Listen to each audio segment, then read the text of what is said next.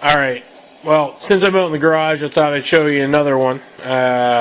This is a Coleman 625A, and this was given to me because the guy who had it originally couldn't stand the noise it made when he was using it. Now, this one took me a while to figure out exactly what was wrong, but I put it back and undid what was wrong so I could show you guys a problem I've had twice now. Once with a 325A and this with a 625A.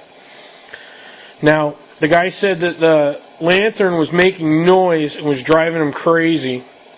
And I thought it might have been missing a burner screen or something. Well, what it is it actually has a worn out eccentric inside the valve assembly. So, what happens is, right now it's at the valve is at its full brightness level, but it's not at its full brightness. Now if I turn it down a bit, you can hear it brightening it up. Now, I don't know if you can hear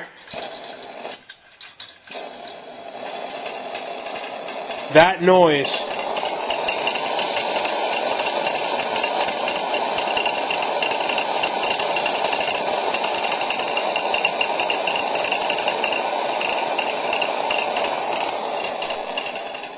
But what that noise is the part where the generator rod clips onto the eccentric inside the valve assembly has play in it.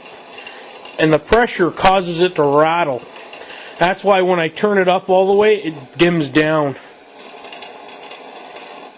But when you run it at full brightness, at its proper pressure, it rattles like this. And you may think it's the burner, it's not. Because I can manipulate the noise just by turning the knob.